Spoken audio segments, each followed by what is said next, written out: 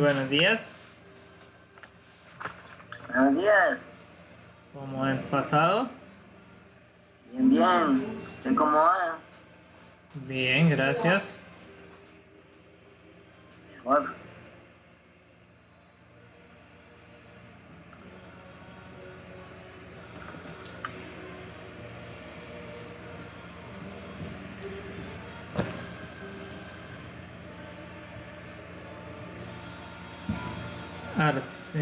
Arciniegas, Gabriela. Tengo una pregunta. Presente. Arias. ¿Cómo está? Bien. ¿Por qué Arias. al inicio de la reunión aparecía que se iba a iniciar a las 9:30? Castro. Presente. Espinosa. Retiro. Hernández. No está. Jerez. No, sí. Lozada. Núñez. Presente. Peña. Presente. Ramírez. Presente. Bien.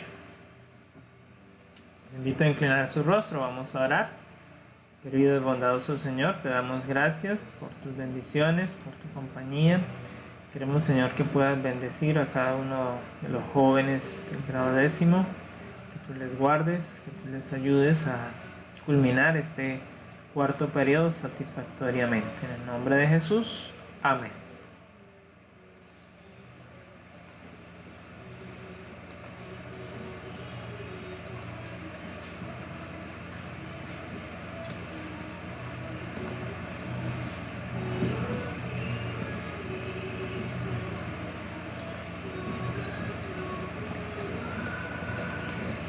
Ok.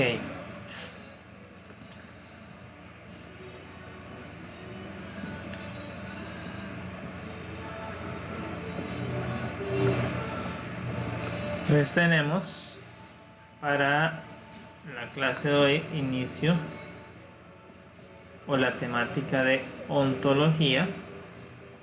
Más adelante, sobre las 9:30, se estará activando la actividad para que ustedes la puedan realizar acerca de ontología, para profundizar el tema de ontología. Esperamos que hayan podido hacer la otra actividad sin complicación, y si no, pues les invitamos a que la hagan, así le pongan un 60, será mejor que el 0 que ya tienen.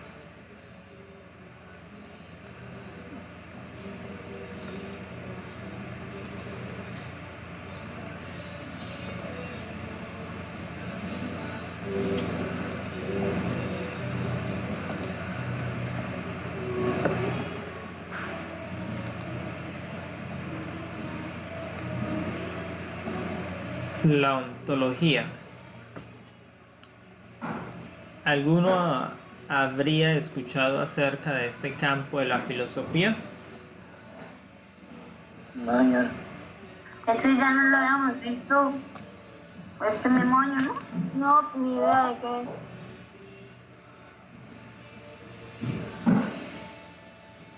Bueno. No se había trabajado este año. Tal vez sí lo habíamos mencionado por ahí en medio de las clases, pero no lo habíamos abordado como temática. Entonces vamos a contarles hoy qué es la ontología.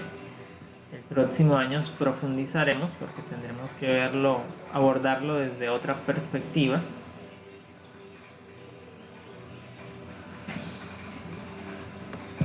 Entonces, ¿qué es la ontología? Que es la pregunta que nos estamos haciendo en este momento. ¿Con qué se come? ¿En qué consiste? Bueno, es una rama de la metafísica que estudia lo que hay, Muchas preguntas tradicionales de la filosofía pueden ser entendidas como preguntas de la ontología. Es decir, que viene siendo una rama de la filosofía, por ende. Entonces, ¿cuáles son las preguntas por las cuales se pregunta la ontología? La pregunta más grande de todas: ¿existe Dios? De eso se especializa la ontología. ¿Existen las entidades mentales como ideas y pensamientos? Eso lo pregunta la ontología y aborda esa problemática para dar esas posibles respuestas. ¿Existen las entidades abstractas como los números?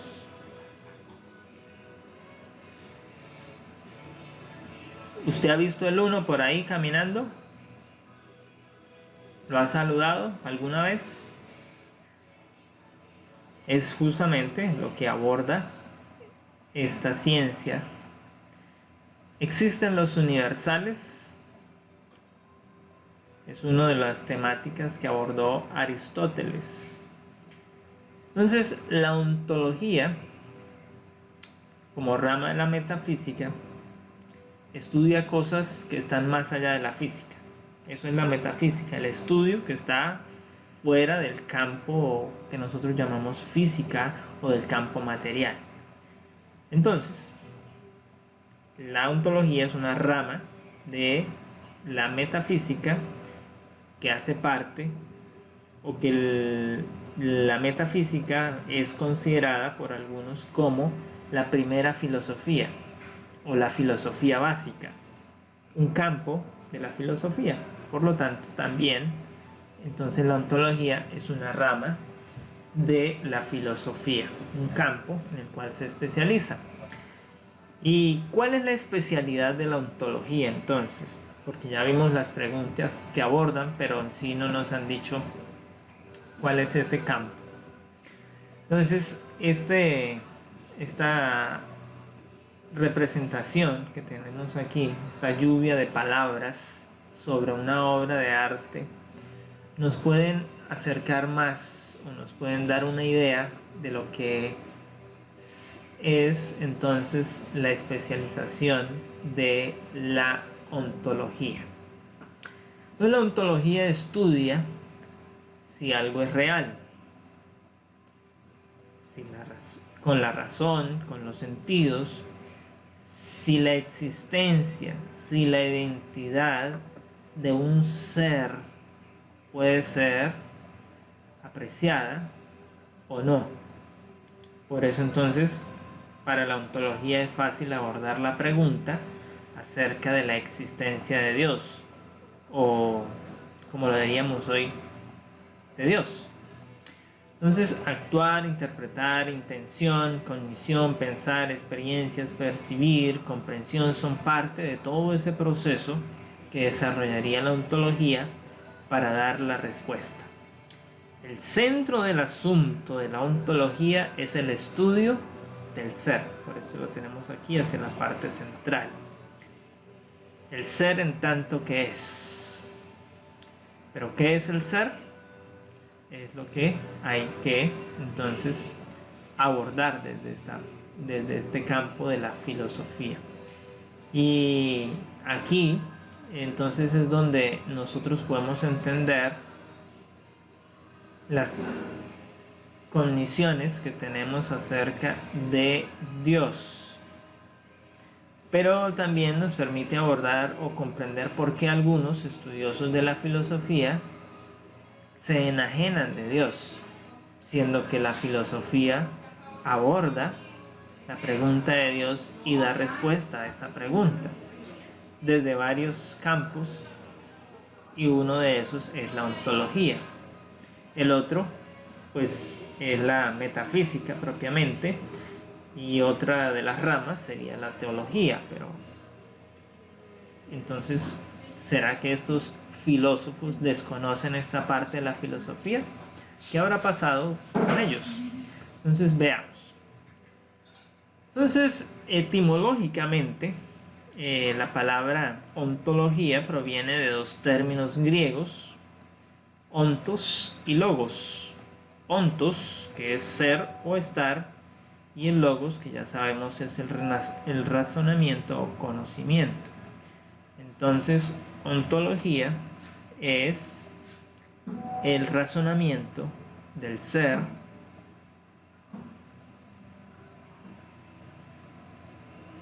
es la investigación del ser en tanto que es.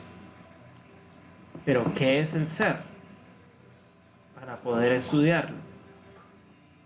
¿Cómo sabemos qué es si no sabemos qué es? Entonces son parte de los cuestionamientos que se plantean. La ontología estudia los seres en la medida que participan de ser, es decir, de existir. Si se logra demostrar que no existe, pues no perderíamos tiempo en estudiarlos desde este campo. Entonces, así como la biología estudia los seres vivos, pero en medida en que tienen vida, es la disciplina filosófica más importante, la ontología, el estudio del ser en tanto que participen de ser. Las dos cuestiones fundamentales de la ontología son en qué consiste el ser y cuáles son los seres o géneros de seres más importantes. Entonces, la ontología tiene una influencia indirecta en la psicología,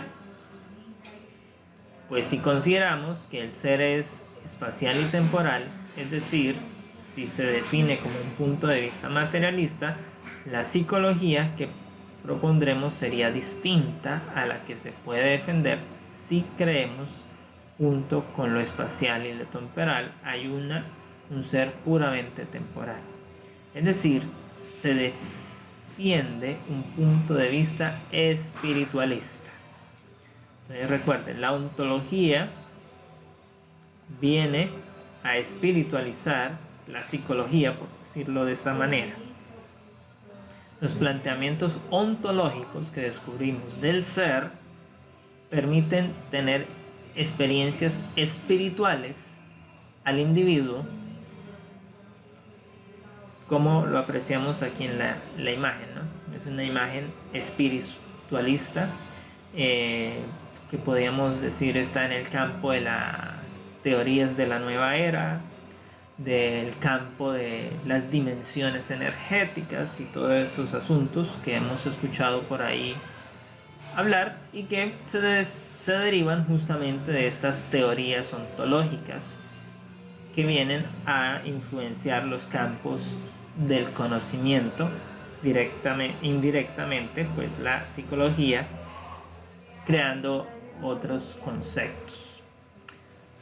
La psicología científica le resulta extraordinariamente difícil eliminar de sus puntos de vista básicos consideraciones ontológicas relativas a la constitución última de los seres humanos. Es decir, que la psicología no se puede deshacer de esos conceptos ontológicos, donde la mente, que es el campo de estudio de la psicología, pues es donde ocurren también muchos de los procesos ontológicos para comprender la realidad. El mundo no puede ser percibido fuera de nuestro cerebro. Por lo tanto, la psicología no se ha podido deshacer de los planteamientos ontológicos. Los investigadores terminarán comprometiéndose con las teorías ontológicas que la filosofía ha defendido respecto al psiquismo y del hombre en su totalidad. Entonces, hay un grupo de psicólogos que nos hablan del Gestalt, que es la psicología del todo, y esa tendría más relación con las teorías ontológicas que las otras líneas psicológicas como el psicoanálisis, el conductismo, el constructivismo, el positivismo, no tendrían mucha relación, pero esas que nos hablan de ese conjunto, de ser completos, de esos seres holísticos, de que el individuo es un ser holístico, un ser gestálico. Entonces nos están poniendo directamente en relación con las teorías ontológicas. ¿Y cuál es el problema ontológico entonces? El problema ontológico radica, o bueno, tiene varias variaciones. Entonces podemos empezar diciendo que es el caso de los particulares. Y surge en la mitad del siglo XX con el naturalismo, generando debates a nivel de la metafísica que abordan la existencia o no de aquello que parece entrar en conflicto con la descripción del mundo provisto por las teorías científicas más exitosas. Entonces, una de las teorías más exitosas es la teoría del Big Bang, ¿no? Otra de las más exitosas es la teoría de la evolución. Y justamente el naturalismo pues está en línea con esas teorías, pero desde el campo de la metafísica, entonces el problema ontológico surge porque no hay una discrepancia con esas descripciones colocadas allí, es decir, hay un conflicto, y ese conflicto inclusive aborda el tema de Dios. Entonces volvemos a la pregunta inicial que planteábamos para poder entender lo de la ontología. ¿Qué es el ser? Porque es el campo de estudio de la ontología. El problema ontológico se va en esa línea. Entonces hay que entender qué es el ser.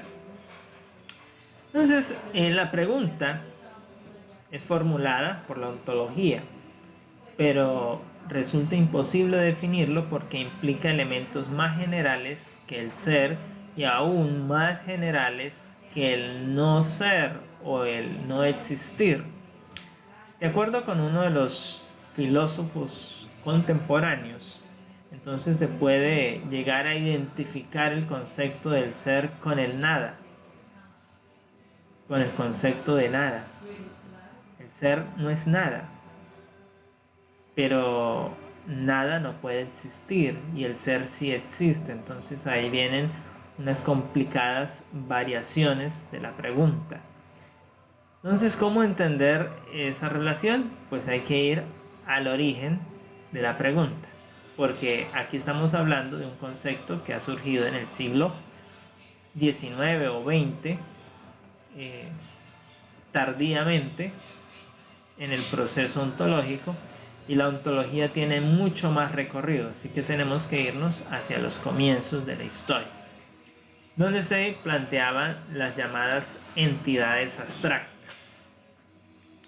Entonces, en esa categorización que se hace de las cosas, de las entidades, entonces se pueden decir que las entidades pueden ser abstractas o concretas.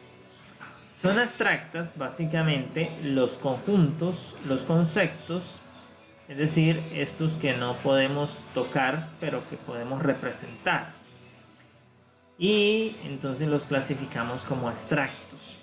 Pero aquello que que podemos observar, que podemos ver en el medio, en el universo, en el mundo, que tiene una existencia real para nosotros, entonces y verificable, entonces podemos tener allí los planetas, la vegetación, las personas, los animales, todos estos serían entidades concretas.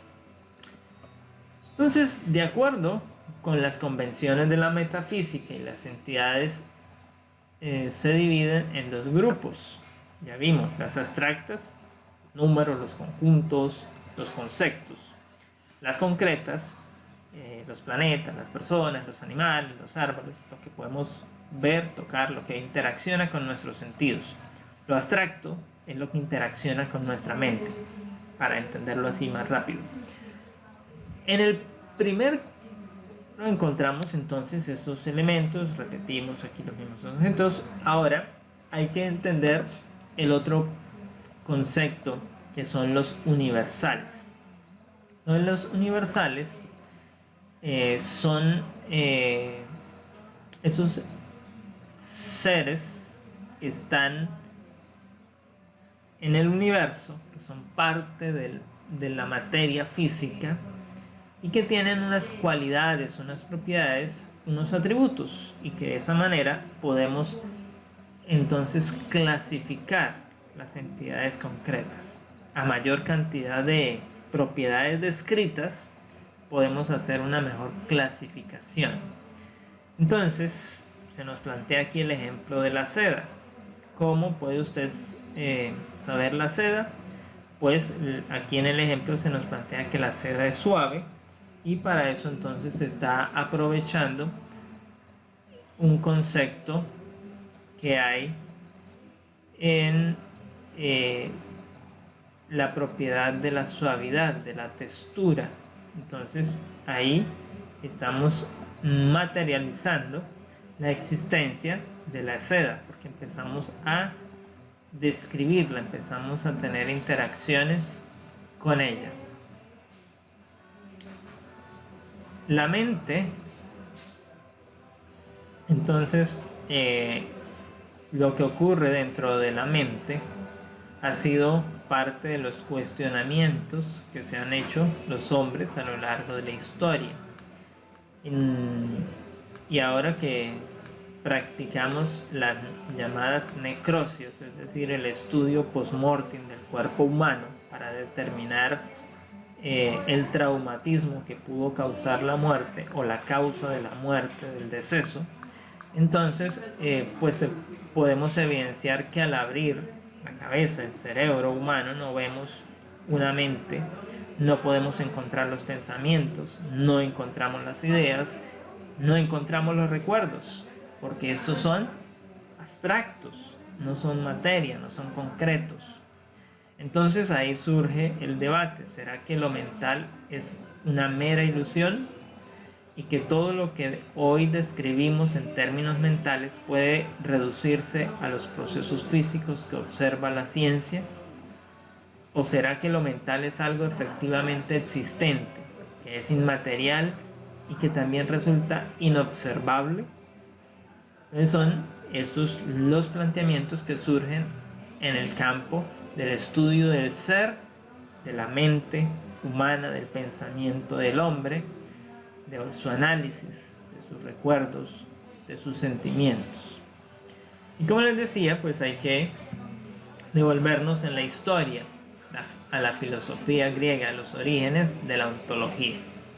Entonces, cuando los primeros filósofos empezaron a estudiar la naturaleza, la physis, ellos empezaron a tener observaciones y empezaron a cuestionarse por el principio básico de todo, o el origen, el principio de la vida. Y desde ese planteamiento, entonces ellos plantearon el llamado principio del arjé, de dónde nacen las cosas y a dónde revierten cuando mueren. Entonces conocemos el dicho bíblico que dice: polvo eres y al polvo volverás. Entonces allí estaría el principio del arjé, dónde se originó y a dónde vuelve. En el concepto de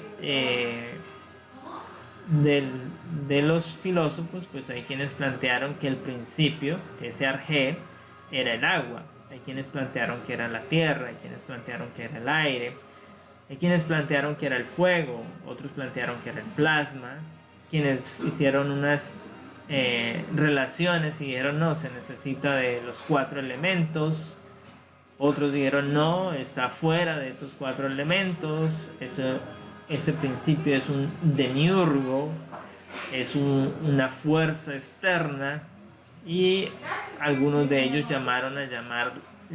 atrevidamente lo denominaron como Dios, de acuerdo al contexto que ellos tenían en su cosmología. Entonces empezaron a asignarle esto a Dios. en la teoría o en la ontología hebraica sabemos que el principio de las cosas es Dios. El relato bíblico, la Torá, para el judío, inicia justamente el primer versículo de la Biblia, del libro del Génesis, diciendo que en el principio era Dios. Y Dios creó el cielo y la tierra. Entonces, ahí está el principio ontológico del arjé. Entonces, ese arjé, visto desde los filósofos, se distingue en dos clases. El principio, lo que son los principios físicos, que son los elementos materiales de la naturaleza, y también están los principios lógicos, que son lo que tiene que ver con el arjé indeterminado, un producto de pensamiento, es decir, que no era natural ni material. Entonces hay esos dos principios. Y esos principios estarían allí. Con el transcurrir del tiempo, entonces fue cambiando ese modo de pensar y se relacionó en la actividad mítica. Entonces ese principio se le asignó a los dioses míticos, que empezaron a hacer las explicaciones más plausibles o probables para el origen de las cosas. Entonces empiezan a surgir los relatos de los dioses creacionistas, el dios creador de los hombres, el dios creador de los vientos, el dios de los mares, y así fueron entonces simplificando ese principio con experiencias más cercanas a ellos. Entonces, en el concepto de Sócrates podemos encontrar que él ya tenía un pensamiento hacia el ser. Aquel que tenga una opinión verdadera sobre aquello que no es capaz de entender es como una persona ciega que va en el camino correcto. Este pensamiento de Sócrates permite hacer un análisis profundo de la intencionalidad de estudiar el ser. Sin embargo, pues no hay mucho de los escritos de Platón, sino lo que nos pueden llegar a nosotros a través de su discípulo Platón. Entonces Sócrates solo nos dejó los pensamientos a través de su discípulo, ya que él no escribió ninguna obra, o por lo menos hasta ahora no conocemos ninguno de los escritos de Sócrates. Sí llegó a escribir algo.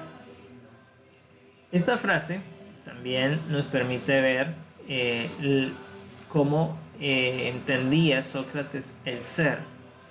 El amigo ha de ser como el dinero, que antes de necesitarlo se sabe el valor que tiene. Usted tiene un billete de 100,000, sabe cuánto vale, y aún antes de necesitarlo sabe para cuánto te podría alcanzar o en qué situación te podría ayudar. Entonces así pasa, dice Sócrates, con el amigo. El amigo ha de ser como el dinero. Hace una comparación y ahí podemos ver entonces parte de lo que es el estudio del ser o el análisis del ser que hacía Sócrates. Platón, su discípulo, entonces tiene un pensamiento dualista donde están por un lado el mundo de las ideas, el mundo de los perfectos, y en el otro el mundo material, el mundo físico.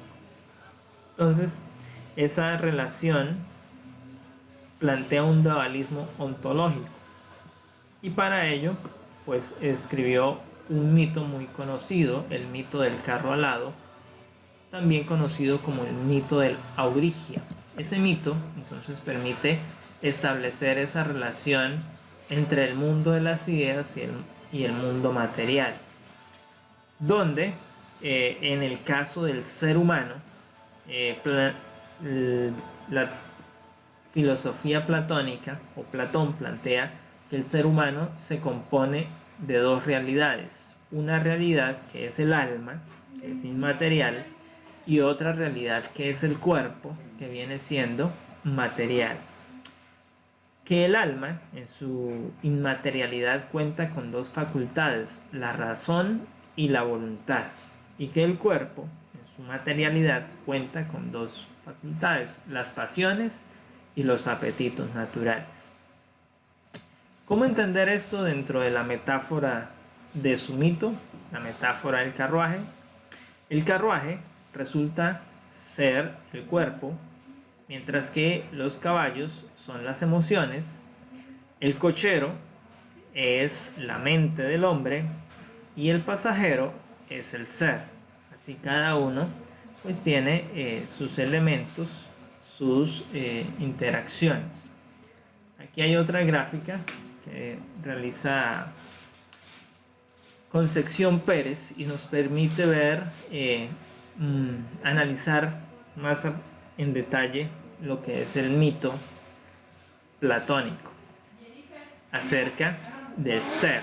Entonces esos caballos representan un alma apetitiva, donde hay un caballo bueno y un caballo malo.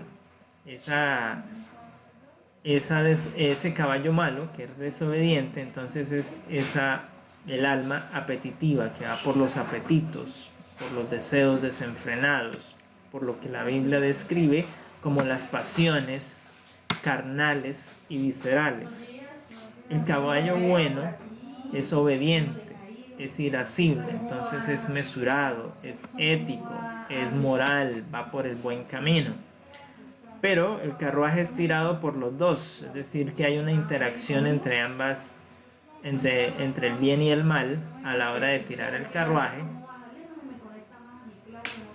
Entonces el alma racional es ese carruaje que está tirando los dos caballos. Entonces allí tenemos que el ser, que es el viajero, el conductor, el que va el caballo, entonces tenemos que puede tener varias contemplaciones. Es sabio, es un rey justo, guerrero, poderoso, puede ser un político, financiero, negociando, puede ser atleta o médico, puede ser adivino o iniciado, puede ser poeta o artista, puede ser obrero, labrador, sofista o demagogo, o puede ser un tirano. Todas esas son las relaciones que están aquí. Y se nos plantea que desde hace más de 10.000 años, antes de volver a su antigua morada, es el ciclo que debería seguir el carruaje para poder entonces evolucionar. Y dependiendo el nivel donde lo haga, pues básicamente volvería a ese ciclo hasta que finalice o en tiempo o en evolución, que pueda convertirse en un sabio, que es hacia donde podría entonces evolucionar. Entonces son los más cercanos.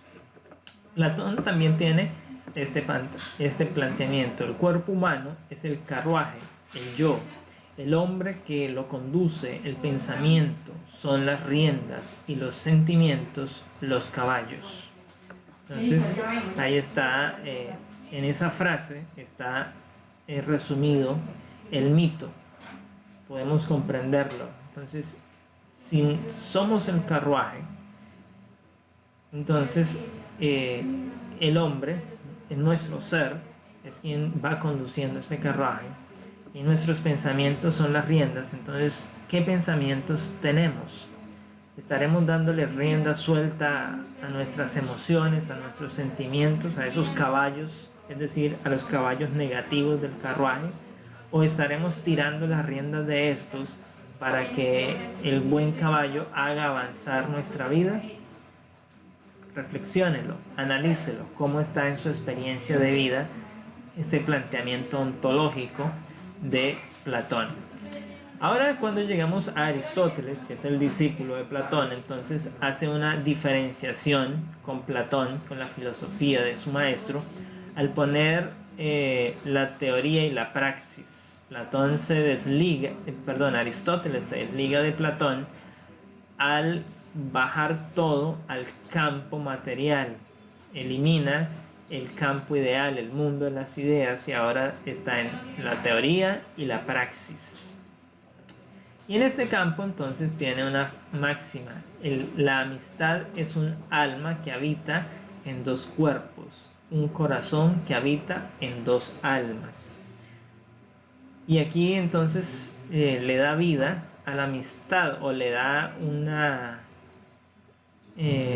realidad, de manera que, aunque es algo que es abstracto, toma una identidad para estar en los cuerpos y en los corazones de los hombres. Entonces, de esa manera vemos cómo está allí. Y aquí está pues la diferenciación entonces que nos coloca del planteamiento del estudio del ser. Mientras que para Platón el ser es racional, irascible y apetitivo, para Aristóteles entonces el ser resulta vegetativo, sensitivo o racional con una mente espiritual.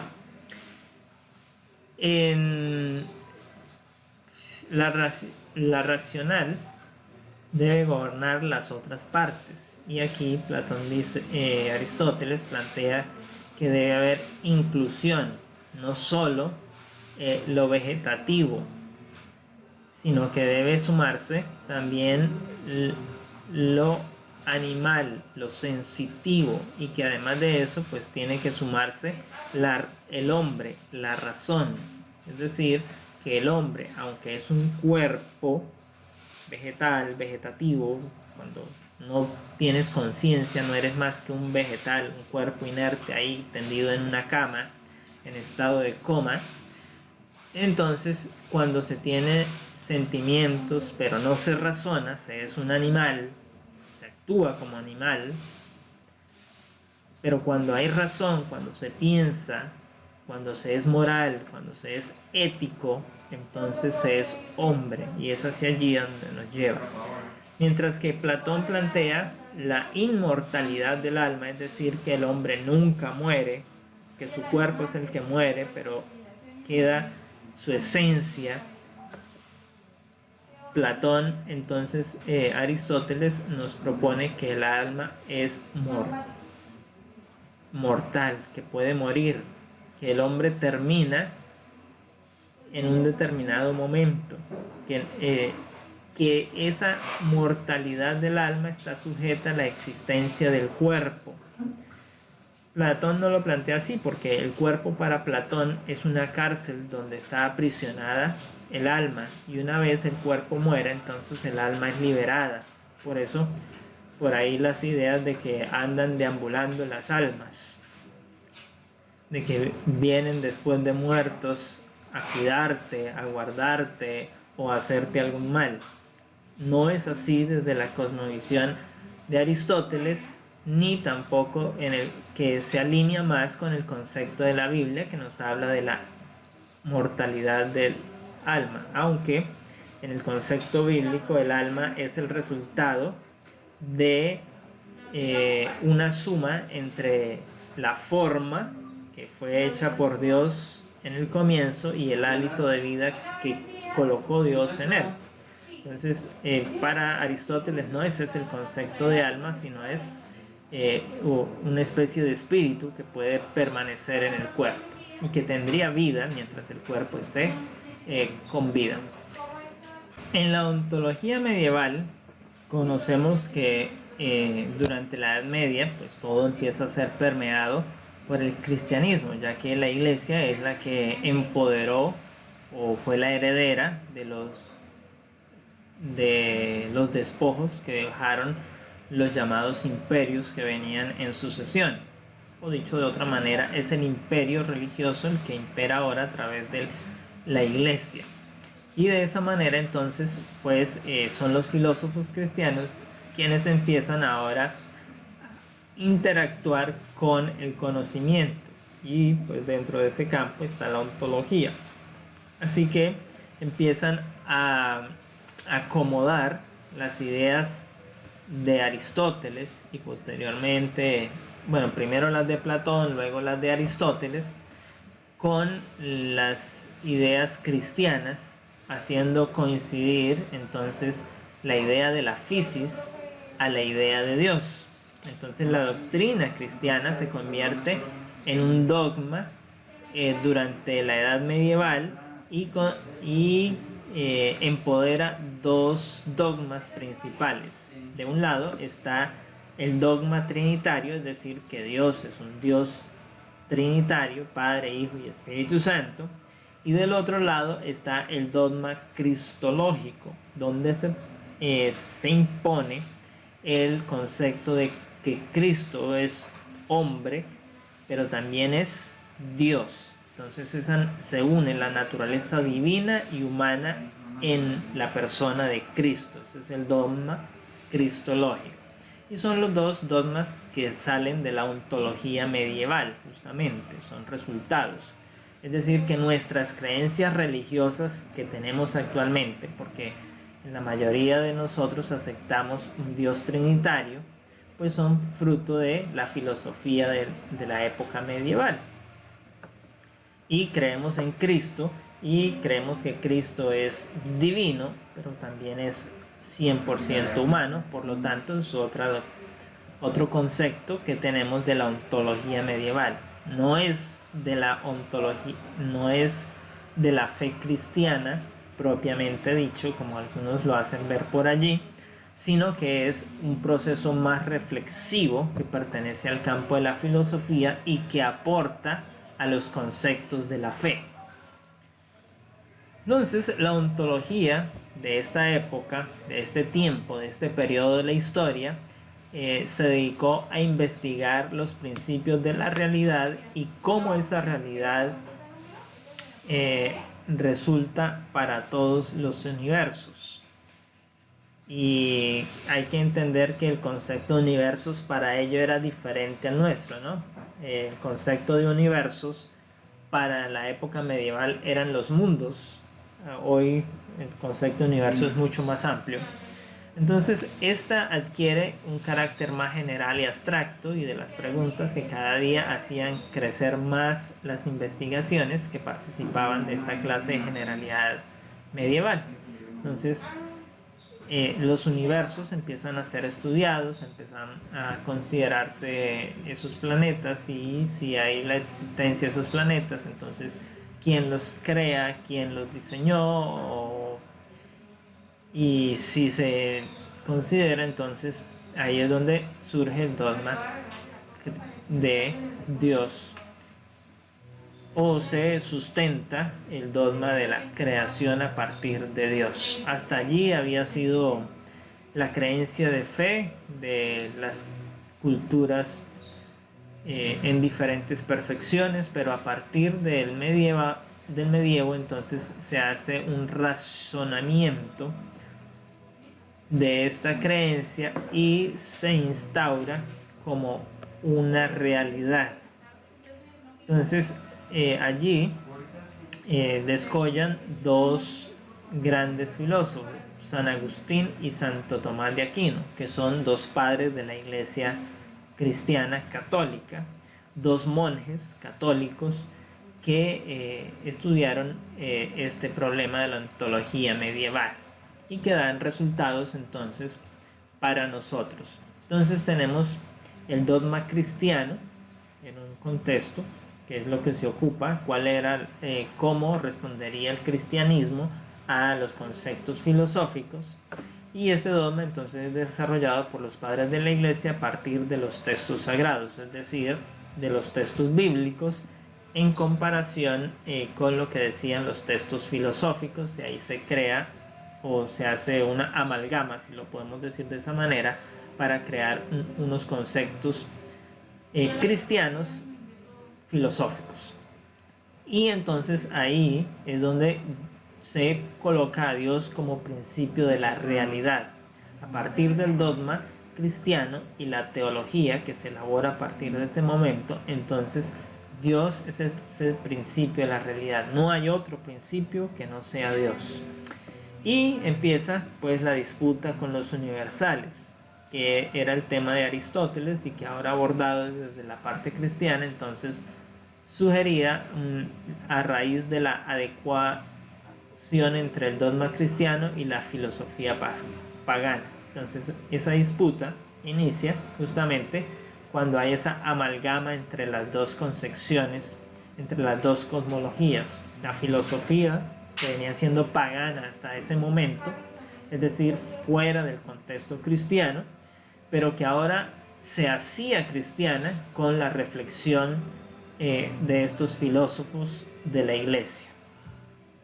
Entonces, en este contexto surgieron unas corrientes contradictorias, el realismo y el normalismo, que intentaban dar respuesta a las preguntas de los universales. Entonces, por un lado estaba el realismo y por el otro el normalismo.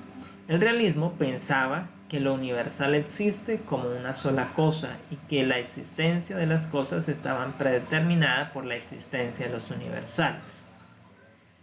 El normalismo, entonces, pensaba en la realidad de los universales era limitada a la inteligencia y el poder de Dios.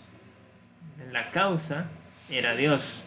Aquí la existencia estaba dada a los universales y necesariamente no estaba suscrita pues a Dios, aunque Dios era uno de esos universales.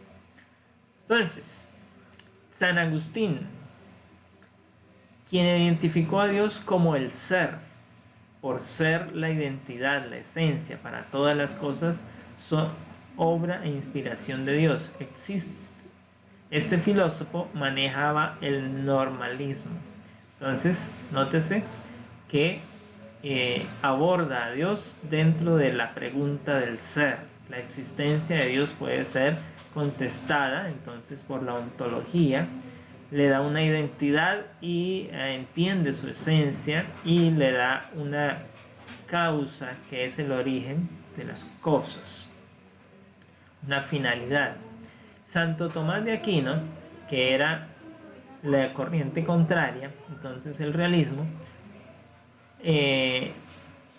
propone la metafísica, era el conocimiento de Dios a través de los seres finitos sensibles. Es decir, yo puedo conocer a Dios, puedo percibir a ese ser si aprendo a conocer los demás seres. La ontología medieval se deriva entonces de estudios de la física, en ese momento se estaban dando, del estudio del universo, y que aborda preguntas acerca de qué era el hombre, de dónde salió el hombre y qué es lo que rodea al hombre. Entonces son las preguntas que suscitaron los estudios de física en la etapa medieval y que ayudaron a resolver entonces los planteamientos ontológicos que se estaban dando en ese momento. La siguiente etapa, que es la ontología moderna, entonces surgen los avances de la ciencia experimental, de las matemáticas, y allí entonces nacen nuevos filósofos que abordan otra vez los planteamientos, las preguntas originales, y dan unas nuevas concepciones metafísicas, unas nuevas respuestas para estos elementos que generan pues desde los procesos racionales. Recuerden que ya cuando hablamos del modernismo estamos hablando de la ilustración, del renacentismo, donde ya hay ese proceso de empoderamiento de la razón por encima de la experiencia o por encima del mismo conocimiento establecido. De esa manera pues se colocan entonces nuevos elementos dentro del campo ontológico. Y está entonces René Descartes en ese conjunto, que plantea el llamado problema del método o la famosa duda metódica, considerándolo de tal manera como el padre de la filosofía moderna. Pero ¿qué es lo que hace este filósofo? Entonces Descartes lo que coloca es el razonamiento y el empirismo que surgen allí, coloca esas bases y habla de esa conciencia. También habla acerca de Dios como una de las verdades necesarias para el momento. Luego ya con la ontología contemporánea, entonces está la metafísica del siglo XIX y de principios del siglo XX, en las cuales empieza a haber una verificación del significado. Entonces hablamos de corrientes como el existencialismo, el marxismo, el materialismo didáctico, que plantean unos cuestionamientos a los conceptos ontológicos, y hablamos, por ejemplo, de Nietzsche, que llega a colocar que Dios ha muerto, que Dios murió, que Dios no es necesario, que el hombre mismo puede convertirse en su propio Dios, en ser un superhombre. Entonces son planteamientos que empiezan a desdibujar esa ontología. Heidegger decía que el ser es una totalidad, no porque esté fuera de toda comprensión, sino porque es no es comprensible a través de un solo fundamento o concepto. El ser es la presencia, es la existencia misma, una existencia para la muerte que hay que afrontar para poder adquirir el auténtico sentido del ser y de la libertad. Entonces él propone que hay que entender otros conceptos para poder tener la comprensión plena de lo que es el ser. Entonces el ser es más que el individuo, más que la persona, más que la forma, más que ello, y consolida entonces este nuevo concepto. Los científicos que parten de allí entonces encuentran unas nuevas ideologías que polulan en la cotidianidad, que hoy las encontramos en la calle, que hoy son parte de los diálogos comunes de las personas, pero que no entendemos muy profundamente, y son conceptos que se han bajado hasta los campos más bajos en la experiencia de las energías, de los campos sensoriales, de trascender, de avanzar, de cambios dimensionales. Todos esos conceptos están allí. Y aquí Zubiri entonces nos propone una metafísica de correlación. La correlación entre dos individuos, entre un yo y un tú, entonces generaría un tercer elemento que es el nosotros, ese concepto de correlación que uniría el ser.